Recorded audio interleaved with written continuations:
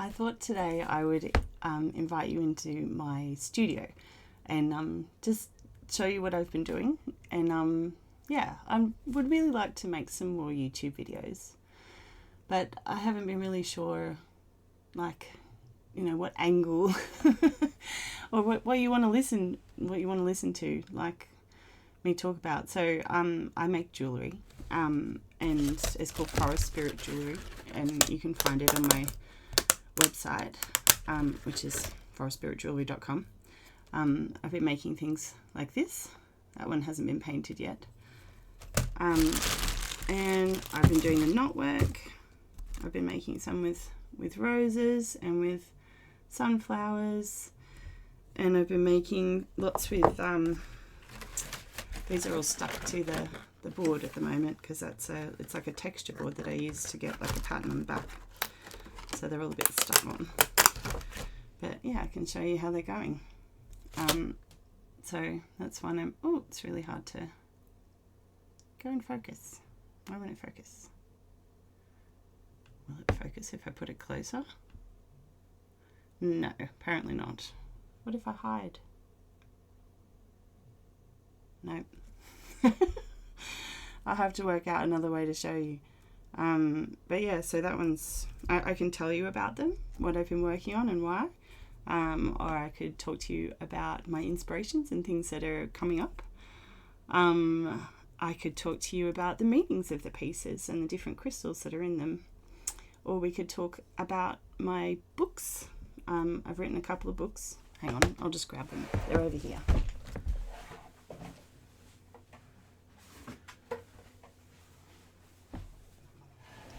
So my books, it's decided to go all fuzzy again. There we go. So these are the two books that I've written, Australian Druidry and Belonging to the Earth. I'm Julie Brett, if you want to look them up. You can also buy those off my website. But yeah, so I thought I would do a few videos talking about the jewellery that I make and the books that I write and the things that are interesting to me and hopefully to you too. And I can work out how to do this YouTube thing. So I guess, as they all say, like and subscribe for more if you want to see me do this more often. And let me know in the comments if there's something in particular that you know me for or that you want to hear more about. I'd love to share that more with you. But today let's just do a bit of a reveal of the things that I've been making. Excuse my wet hair, I did just get out of the shower. Somehow having a shower gets you in the way of thinking about how to talk about something, it kind of gets you in a meditative state, I think. So I often do a video or a podcast or something like that straight after jumping in the shower or being in the car or going to the grocery store. So yeah, my office is a massive mess at the moment. It almost always is. I tidy it up and then it gets messy as soon as I start making something. I'm sure other crafty people can relate. So I yesterday I've been making sunflower and rose pieces, so I'll show you those first. Some of them are not completely done. And I've also been making strawberry pieces. I've found these little strawberry charms and I've been making strawberry things, and I decided to make some strawberry jewellery as well. So there are things like this, little strawberries on them. That one's got rose quartz at the bottom and red jasper at the top, and that's a little strawberry design in there. So for love and sensuality and all the things that strawberries represent. I'm going to write an article about strawberries for our next Forest Spirit magazine, so that'll be fun. So there's a few. Some I did with a couple of strawberries that's got the same stones. They'll get tangled up. That's a rose one. I did a tiny little one, though I was thinking maybe it would be cute to do some that look like the stone as the strawberry as well, so might do that too. And this one I did a strawberry flower with it as well. It's really hard, like my camera is like back to front, so when I turn it one way it feels like I'm turning it the other way, you know what I mean? Like when you look in a mirror. Or like no, the opposite of when you look in the mirror, because like my hand's going the other way. to what I see. Anyway, I suppose that makes the text the right way around for you. Oh, did I show you this one? I can't remember. This design's kind of similar to the red and pink one, I think. That's fluorite with opal aura rose quartz. So opal aura's got titanium fused to the outside, so it gives it, oh no, hang on, not titanium, platinum to the outside, so that it gives it that sort of pearly shine. So yeah, they're not on my website yet because I haven't even done the beads on the ends yet. So, but they will be at some point. And if you're seeing this later and you like them, you can always message me and say, hey, how about those strawberry pieces? So this is one with a sunflower. They've been really popular, so I've had to make some more because people love them, which is really nice. And I've made 2 more. This one's still stuck to the board. So yeah, the one that I showed you earlier, which hasn't been painted yet, and that one has got sunstone and honey calcite, and this one's, it's a very faint yellow calcite and citrine. So that's like the difference of before and after painting. So I really prefer the darker version where it gets the, like in the cracks and makes it look really like you get all the details. It's so hard to get it to focus on that. Anyway, I'll work it out as I go along. Yeah, so I made some little ones as well. So if people don't like the real big ones, there's some smaller ones with the sunflowers. Yeah. So they're a little bit different, but also almost the same. So yeah, it's like they're a family or triplets or something. Okay, so I also, on request, this one probably won't be for sale on my website because Katrina, one of our beautiful numerologists at the Crystals Creatives and Mystics Fair that I do in Sydney and around New South Wales, she requested that I do something with both sunflowers and roses in it. So if she likes this one will be going to her. It's got green aventurine and rose quartz at the top, and sunflowers and roses in it. But if you like that design, I may well do some more. I think it looks really lovely, very summery and springy, and you know, celebration of flowers and things like that. I feel like this is very much a Beltane theme kind of little range that I've been putting together. So, or summer solstice as well. I have a little hair there and it's driving me crazy. Okay. And yeah, so I also did like little rose ones. I think there was this one that I did, that I showed you before. I'm sure there was another one. Was there not another one? Maybe there wasn't. Oh no, I did this one instead. I did a goddessy one instead at that time.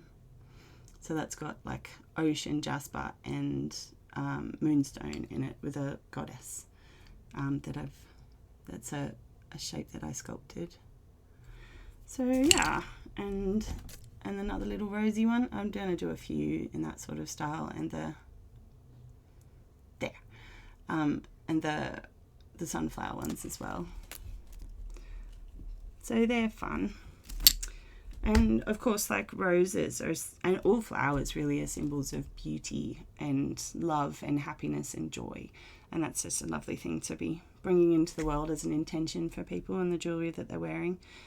Strawberries too, symbol of love.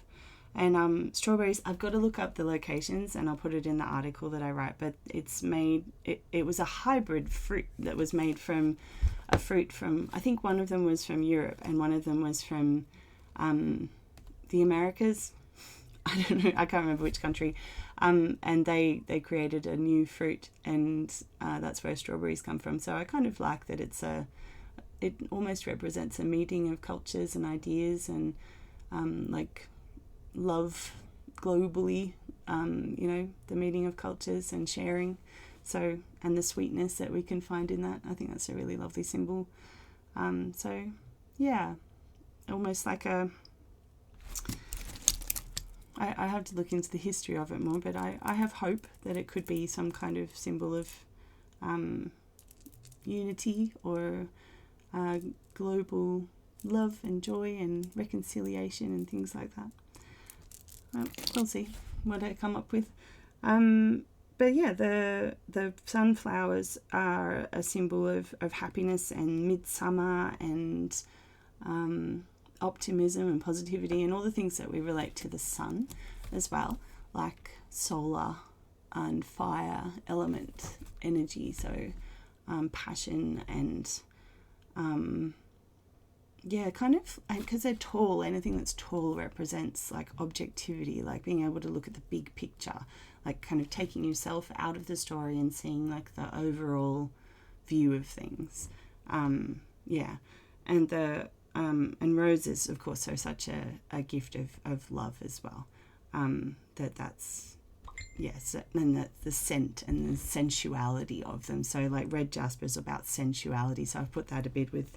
I often put that with I put it with the strawberries mostly this time, but I could put that with the roses as well. That would work really nicely actually. So other than that, I've also been working. I just got to take them off the thing. Is this like ASMR? Let's see.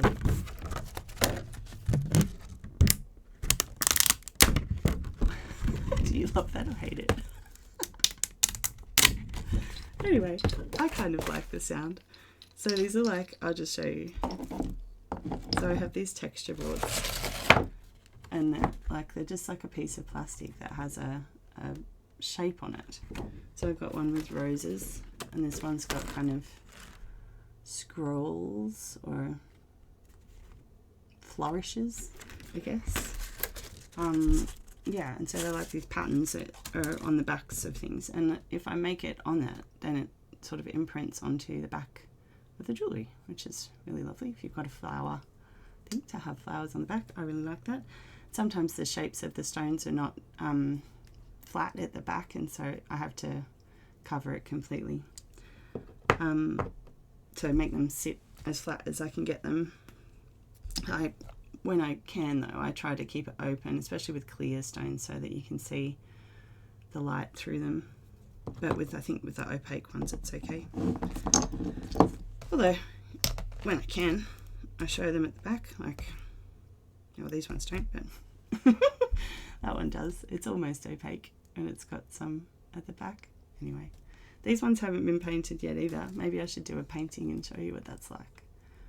I have no idea how long this is taking. We'll see. I have no idea. So the ones that I've been making, the ones that I made yesterday, I made some of those yesterday and some the day before. I had a big making day.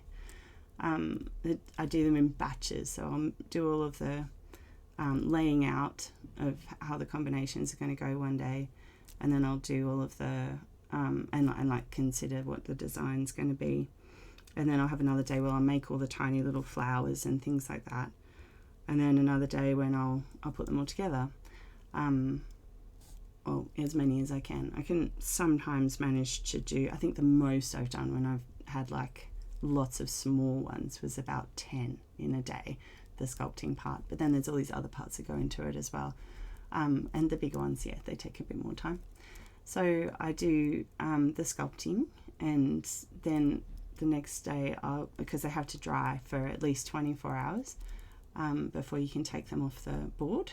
And then I do the painting, and I paint them, and then I rub it off so it just goes in the cracks, makes it look sort of more detailed.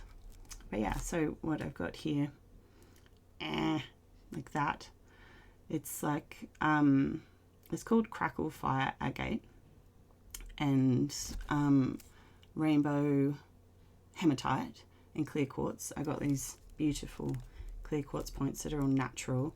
So they've not been carved, so they're a little bit rough here and there, but I kind of love that about them. Yeah, so Crackle Fire Agate is actually heated to get that effect, that crackle effect, but I kind of like that. It's like we're adding fire element energy to the stone. Some people don't like that stones get fire treated to enhance what they look like, but I think that's fine. Like sometimes people talk about citrine and natural citrine. Citrine is often a heat-treated stone, where amethyst, it's sort of a low grade, so it's not like a dark purple, is heated to give it the yellow effect. And I just feel like that's adding fire element to the stone. I love it, and it ends up so beautiful. And natural citrine is just when the thermal heat of the earth does it. So, you know, it's the same thing, just whether it's a fire we made or a fire the earth made. And I don't think that there's a problem with that personally. So I love citrine. I think it's a really beautiful fiery stone that holds that transformative energy of fire in it. I think that's lovely. So yeah, I don't mind using it at all. And what was the other thing? Oh yeah, so like Crackle Fire Agate, it's got that same kind of fire energy about it. So it's about fire, the fire element. And if you've done your elemental work, you'll know that fire is about passion and drive and enthusiasm. In the Southern Hemisphere, we often associate it with the north because that's where the hot winds come from. It's where I live, where fire danger will come from because of the hot winds blowing south. And yeah, so it has that, and fire has a kind of regenerative, cleansing energy about it that, it can be destructive, but it can also warm us. It's like this energy that has to be balanced and brought into, in an equilibrium or a perfect place, like the hearth fire that needs to be tended. So if you let it go out of control, you can burn the house down. And if it's not tended enough, then you're going to be cold. So yeah, that hearth fire energy is about kind of maintaining and tending your own passions and desires and your energy and your motivation and enthusiasm for life, things like that. So and I put it with rainbow hematite, which is about balancing your energy centers. So it's sort of, if you've worked with the chakra system or other kinds of energy centers in the body, then you'll understand that it's about not sort of focusing just on spiritual energy or just on love energy or anything like that. It's about making sure that everything in your energy centers is in alignment and is balanced, and nothing has that kind of too much or too little energy. Everything is being tended. So this is kind of about like tending the energy of your energy body. I haven't named it yet, but we'll see. Might be called something like tending the hearth fire or something like that, or balanced centers. I don't know. I try to choose like 2 words, maybe 3, that encapsulate the story that I want to tell about a piece. So if you want to see more of those that are actually available now, check out my website, because I add a little description about what I think about each one to the jewellery. So yeah, forestspiritjewellery.com, and it's spelled Jewelry. I'll put it in the notes on the video. But yeah, so that's one of them. This one, it's like purple. It's got that same stone in there for balancing, that rainbow hematite, and it's got lepidolite, and that's a very dark purple amethyst. It's a bit hard to see in this light, but it's absolutely stunning, that beautiful dark purple amethyst, and clear quartz again. So yeah, this like nice rough clear quartz. It's a little bit sort of asymmetrical. I kind of liked how that sat. It was most flat. I try to pick the nicest side to come forward and make them flat. So lepidolite is kind of like clear quartz just amplifies the energy of the other stones that you use it with. So it is sort of the main stone here, but it's not like the driver of the energy of the meaning, because it sort of just amplifies the other thing that's with it. So this becomes the main stone really. And these ones are like supporting. They sort of add a little extra to the story of the piece. So this one, lepidolite, is about self-care and having healthy boundaries. And like, I always have this image of someone just like relaxing into a really comfortable chair and just going, like, shutting the door, putting on some like nice music, maybe like a scented candle or some incense or something, and just sitting back and closing their eyes to like meditate and take some time out. Maybe they've just had like a long bath and put on some like yummy moisturizer or a face mask, and they're just feeling super relaxed and chill. And that's like the energy of this stone to me, like making sure you take time for yourself to replenish your energy, so that you have energy for others in your life, because we all need that too. But sometimes we can get a bit tired out when we are constantly working for other people. And this was a reminder to, you know, come back to yourself, make sure that you're getting your needs met, you know, in really just basic ways. Like, have you had a shower today? Have you eaten well? Have you made sure you got some rest? Have you had a moment to yourself? Have you, you know, had that time to journal or to meditate or to, you know, just take a deep breath, go out in the garden, or sit in that comfortable chair for a while, listen to your favorite music. It's that kind of a feeling. So I've combined it with the rainbow hematite is, as I said in that last one, it's about like an energy center balancing. So that kind of works really nicely with that self-care aspect, like taking time to check in with your energy centers and knowing, you know, noticing, like, is my base chakra in alignment? Am I getting my physical needs met? Am I eating well? Am I getting enough sleep? Have I got enough money? Is my house what I need at the moment? You know, things like that. Very physical needs-based survival stuff. You know, and I could talk more about the different chakras if you like. If that's something you're interested, let me know. Maybe I could make another video about that. Yeah, and the amethyst is about like meditation. So that kind of fits in with that, relaxing back into the chair, taking a moment to chill and spend time to reflect and notice how you're going on your spiritual journey too. So that's that one. It feels like it has a lot of meaning in it. It's like I could talk for every piece for ages. Like each one is a journey of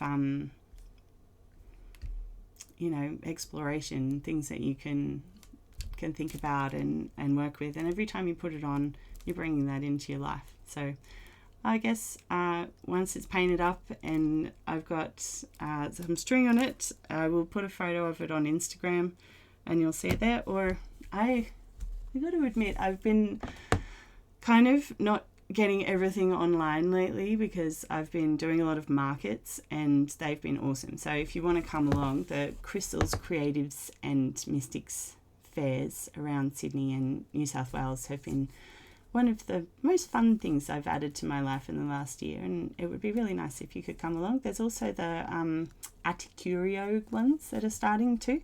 There's one in Penrith. What is that? I think it's the 15th and 16th of November.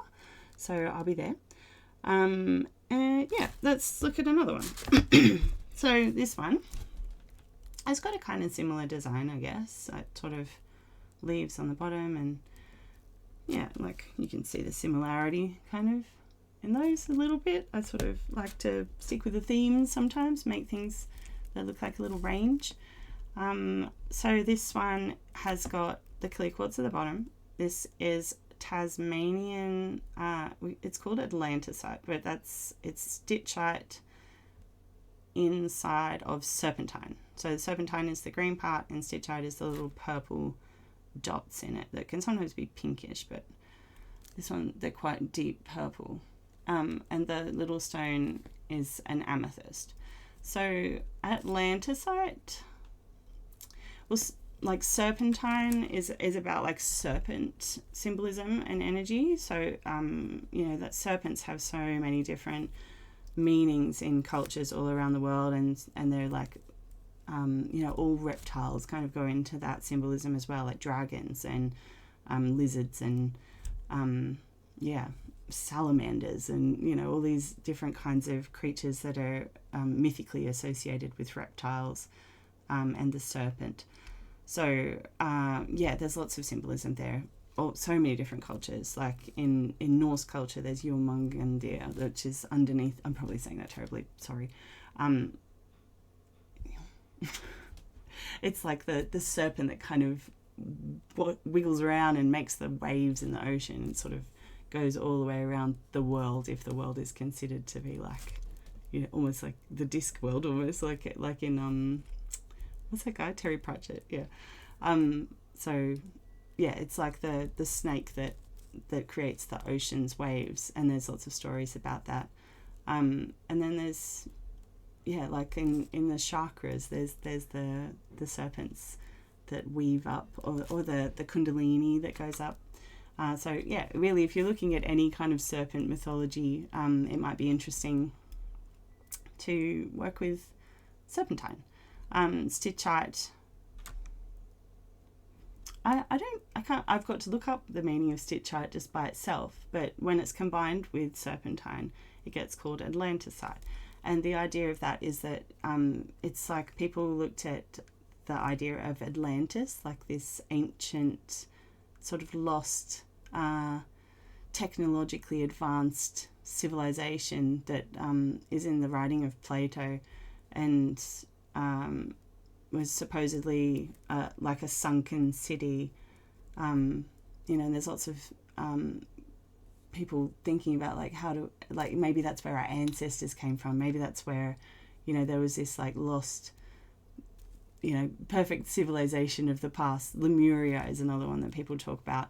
And yeah, so it's sort of connecting with that archetypal idea, I guess, of like a technologically advanced ancient way of being. Like how can we bring together sort of old wisdom and new technology in a way that's like ethical and reawaken something that has been lost ancestrally, or reawaken that ancestral memory. So sometimes people like to use it for that kind of exploration of spirit guides and perhaps communicating with that archetypal energy of the ancestors who lived there, that maybe is still alive in us.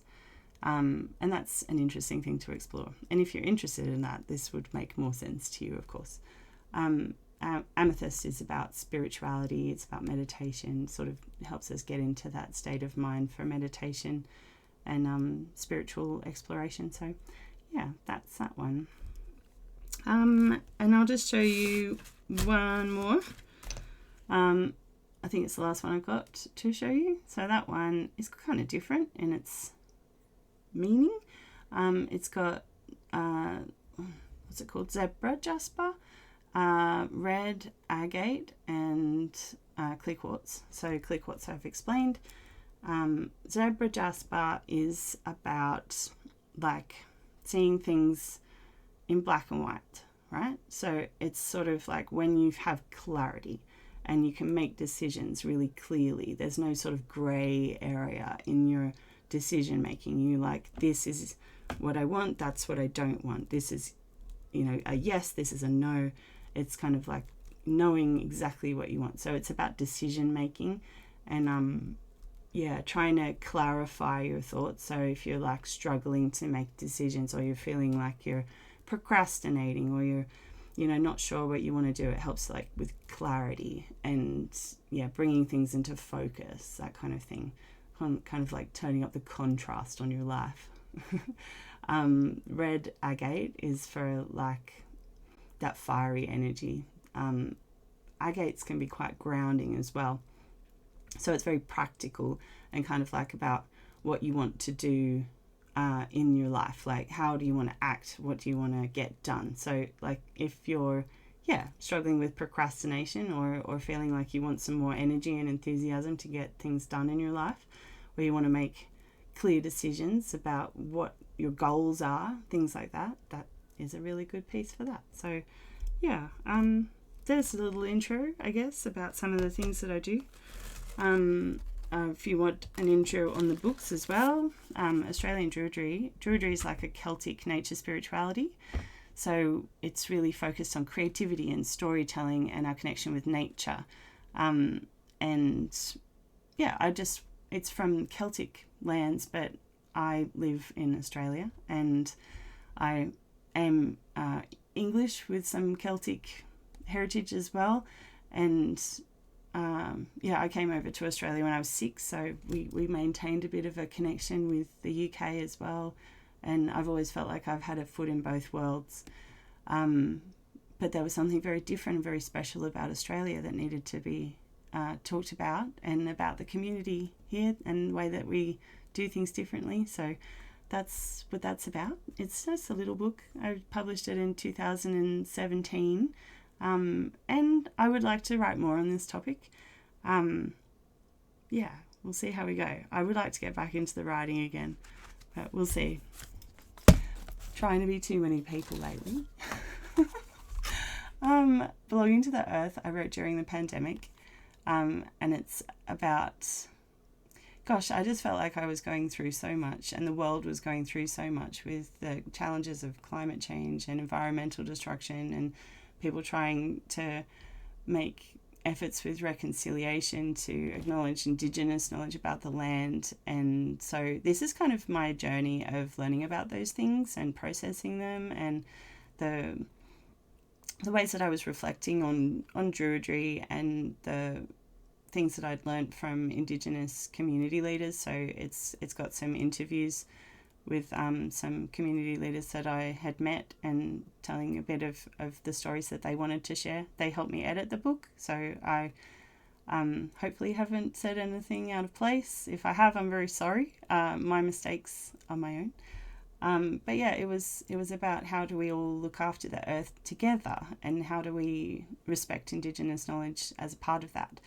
And it does look at Indigenous knowledge in a Druidry context as well. And the ways that there are things that are shared in the way that we learn about the world, about ancestors, about nature, about storytelling even, and how it's all connected. So yeah, if you would like to, I don't know, follow that journey that I went on, that might be a nice book for you. It also feels like some parts of the things that I covered in here were missing from the Australian Druidry book. Like I talk about how to include an acknowledgement of country in your rituals in this one, which I didn't really include in Australian Druidry, but it feels like that was a nice addition. So together they're really good together, I think.